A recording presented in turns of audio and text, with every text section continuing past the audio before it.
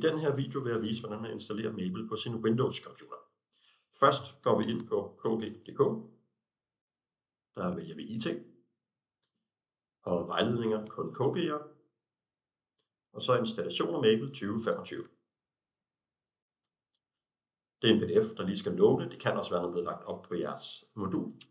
Der er vi i Windows, derfor trykker vi på til Windows.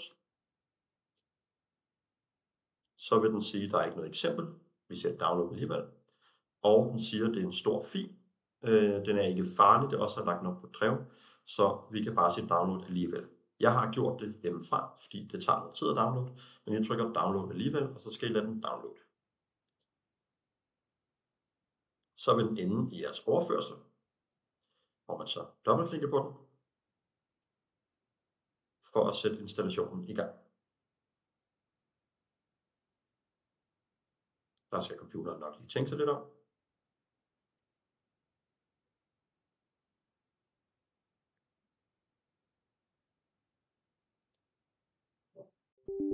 Så skal man logge ind på sin computer for at give lov til at installere. Og så begynder Maple at installere. Vi vælger engelsk. Så siger man next.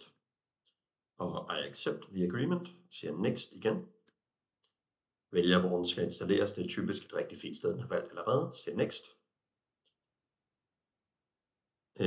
Og så siger man bare next. Og next.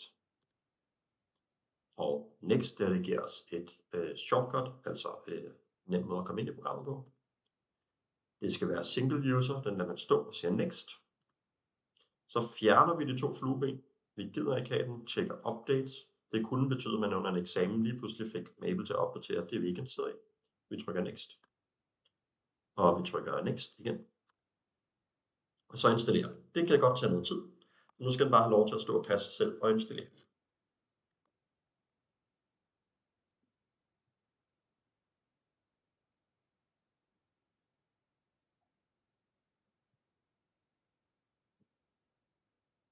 Når man så har installeret Maple, så siger man finish.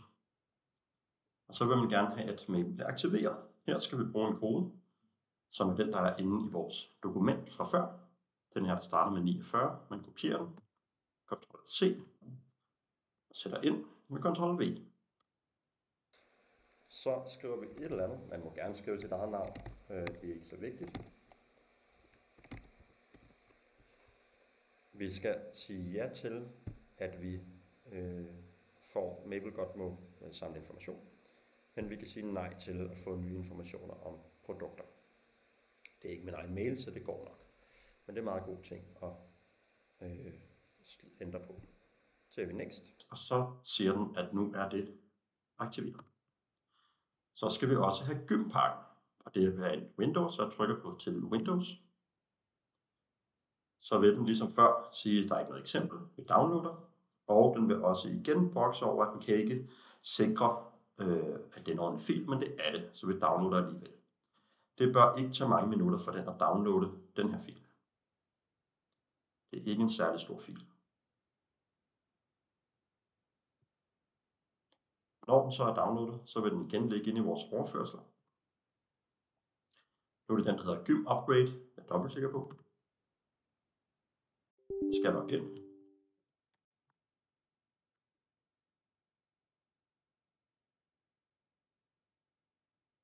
Og så skal vi installere det på engelsk. Vi siger next. Acceptere igen. Siger next igen. Den skal ligge samme sted som Maple gør. Next igen. Og det tager ikke lang tid for den at installere Gym-pakken. Så siger vi finish. Og så til sidst, så vil vi gerne lige ind og åbne Maple 2025. Læg mærke til her, nu er der en masse skørfiler, den gerne vil åbne. Vi vil gerne finde appen Maple 2025. Så det skal være den, der bare hedder Maple 2025. Færdig med overførsel.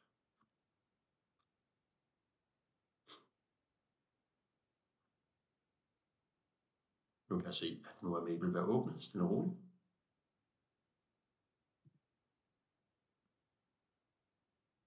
Det er et relativt stort program, så det kan godt tage lidt tid at åbne. Så egentlig kan det alt muligt fedt. Sådan der. Nogle af jer vil bemærke, at den har et lidt anderledes udseende her i Maple 2025.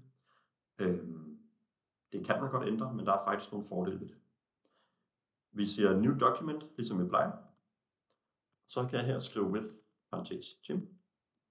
Stort G for at tjekke, tryk Enter, for at tjekke, at alt det blå skrift kommer frem. Det betyder, at vi har fået installeret Maple og Gylpakken. Så nu er Maple installeret og klar til brug.